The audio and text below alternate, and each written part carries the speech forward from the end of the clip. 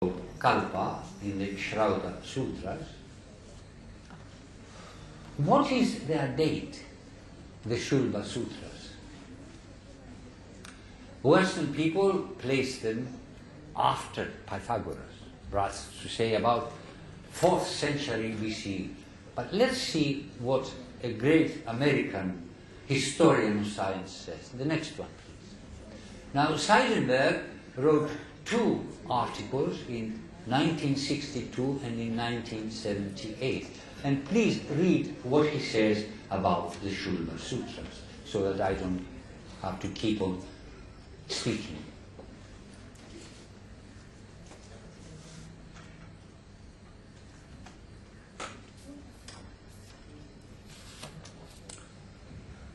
Okay, can we go on? Now you see what he's saying. Babylonian mathematics can be derived from Shulba Sutras. Shulba Sutras are much more complex and cannot be derived from Babylonian mathematics. That means that Shulba Sutras are earlier than Babylonian mathematics, and Babylonian mathematics break into the light of day in the 17th century before the current era, 1700. So, but Shulba Sutras are before that, at least around about 2000, but probably older than that. My hunch is that they were current around about 2700. Can we have the next one, please? Now, this is the second article by Seidenberg. He was himself a mathematician, but a historian of science. This is in a journal, an American journal, The History of Science, the Archives of the History of Sciences. So the latest date for Shulba Sutras must be around about 2600.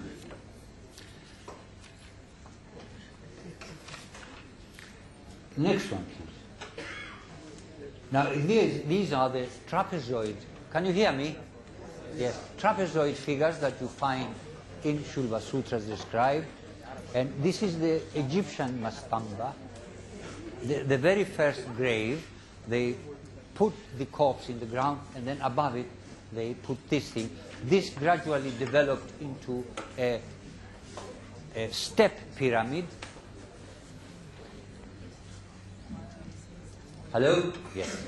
And here you have the Vedic Smashana Chit altar, and you see the similarities. Thank you. So that's one aspect. Can we have the next one, please? Then you have language.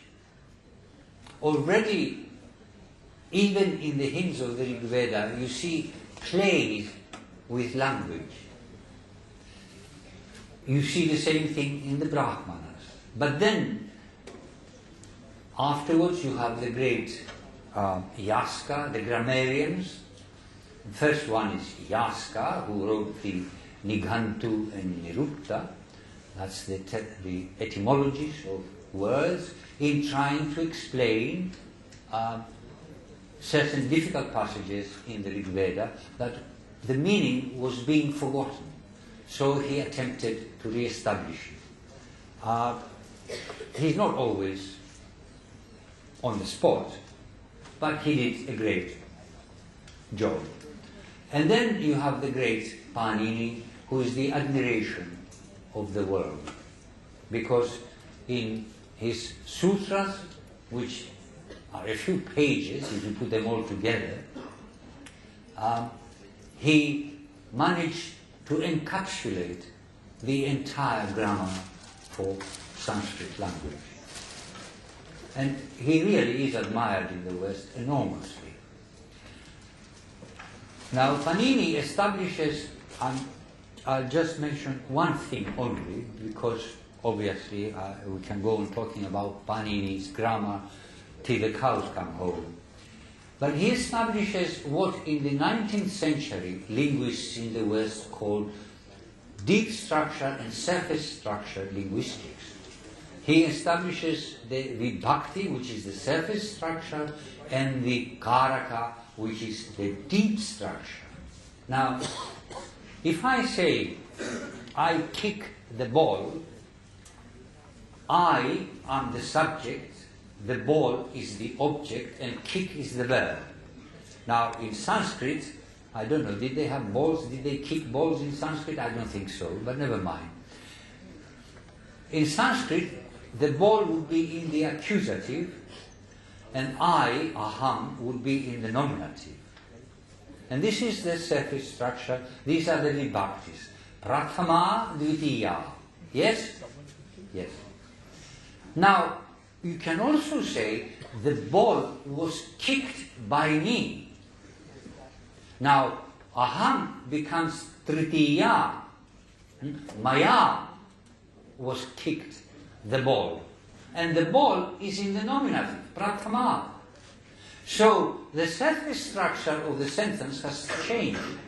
But according to the karakas, it remains the same.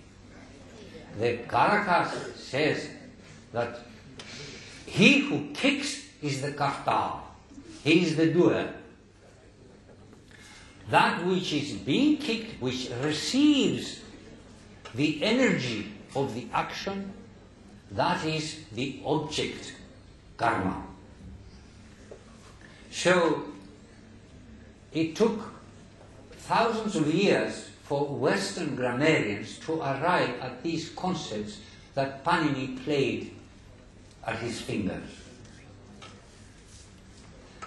So I'm saying these things so that you can understand how great Vedic civilization was, not in terms of buildings, but in terms of ideas, in terms of internal life. Next one, please.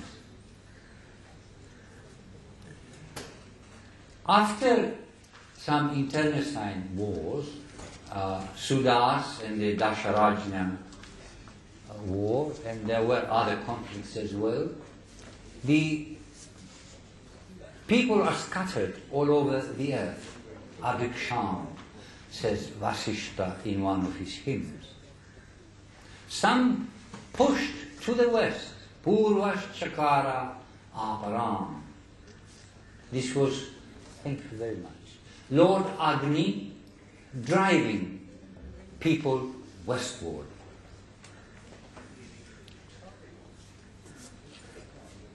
Then in 1065 we are told that the Aryan laws should be spread all over the earth. It became a kind of policy. And in fact, in the fifth mandala, I don't know if I've got it mentioned here, probably I haven't, but in the fifth mandala it is said that our wise people should travel to the west to permeate the entire, all areas of the earth. And indeed, this is what we find. Can we go to the next one, please? And the next one. These are influences at various periods. Next one, I won't spend time on this. I'm going to give another talk. Next one. Next one. Fine. Now, we come to modern times. Those are medieval and ancient times, how Vedic ideas influenced other cultures at that time. Here, we have exports to the West in the 19th century, literature and linguistic ideas. Linguistics began to be studied in the 19th century in Britain, France, and Germany, and Denmark, thanks to the discovery of Sanskrit. Sanskrit became the basis that gave rise to the study of linguistics and comparative philology. I won't go into details, it's not necessary. In the United States, Emerson was studying the Upanishads, Schopenhauer in Germany, and later on, you know the great English poet, American English poet, T.S. Eliot, who wrote the 4 quartets in the Wasteland.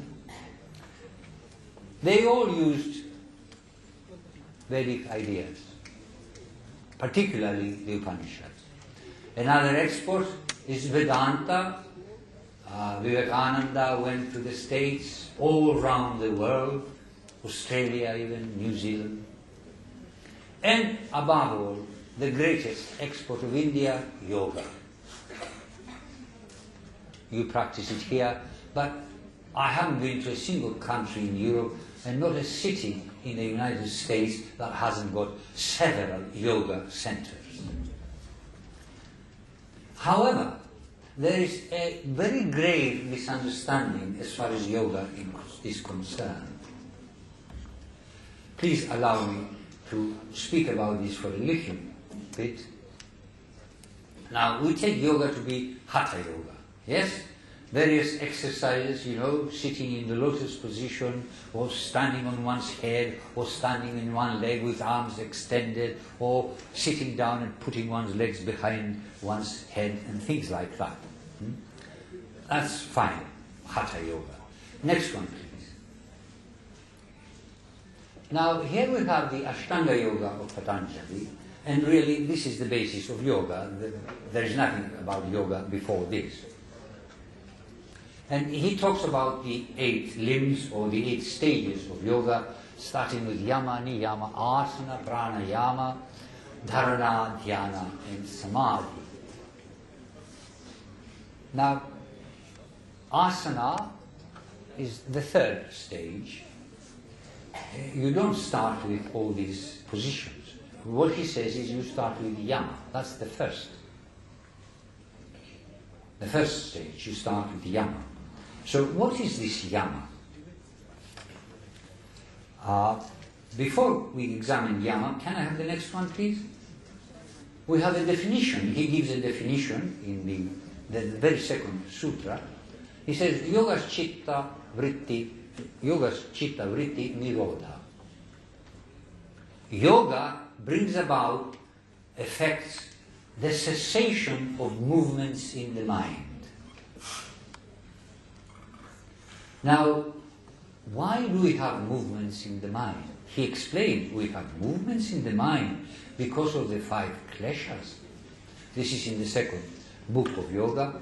Avidya, which is ignorance, and he says ignorance is ignorance of man's identity with the Absolute. Egoism, if you have ignorance of your true nature, of your true origin, then you are bound to regard yourself as something separate, as something autonomous, as something independent. So you become a separate creature. And being a separate creature, a small creature in this body, with the vast universe around you, you become a little uncertain, you feel unsafe, and you feel threatened.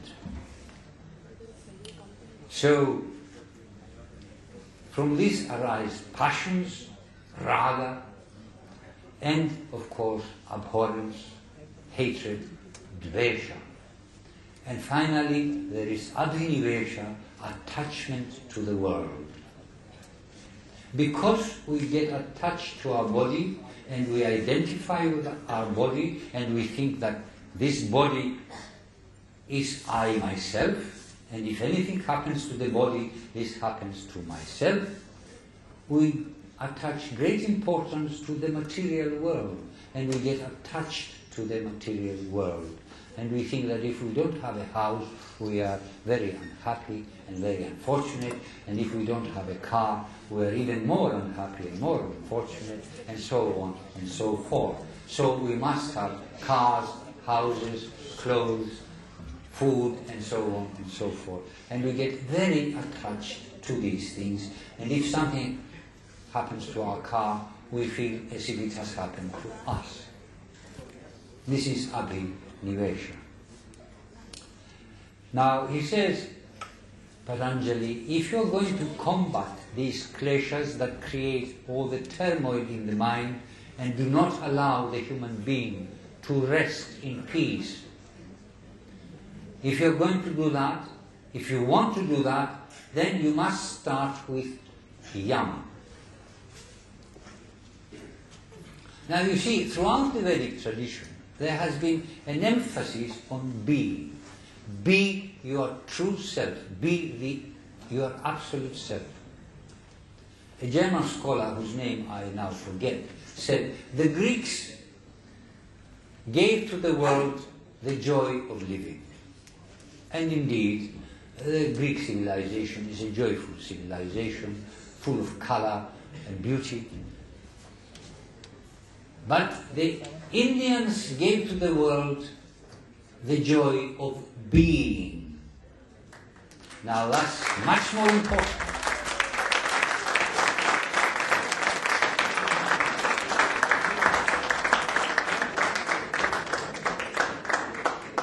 Thank you very much. Don't clap quite so often, otherwise you are left with claptrap. Let's be a little bit more serious. But thank you. But you must realize this is your own tradition. It's not mine. It's your own tradition. And you should be proud of this tradition. So, let's have the 5 yamas, please. Next one. Ahimsa. This is just one word in Patanjali Sutra. Ahimsa satya steya brahmacharya parigraha. Non-injury, truth-saying, non-stealing, life of purity, and finally, non-grabbing, non-amassing. Now, if you are aware at all of other cultures, particularly the Western Christian culture, in the West, in the Mosaic code of the ancient Old Testament of the Jews, when Moses went up to the mountain Sinai and he came down with 2 tablets, there were 10 commandments. You know about this, yes? Now 5 of them are concerned with these things. Thou shalt not kill. That corresponds to ahimsa. Thou shalt not bear false witness. That corresponds to satya. These are all negative in the 5 commandments. Then, thou shalt not steal, the asteya, non-stealing. Thou shalt not commit adultery, brahmacharya, life of purity. Adultery didn't mean just going with somebody else's husband or with somebody else's wife. It meant you don't mix things up. You don't contaminate things. And the greatest adultery that we all commit is when our consciousness, our mind, identifies with this body and with material things of the world and forgets the spiritual origin of our existence. And finally, thou shalt not covet what's around you, and corresponds with the last one. Now,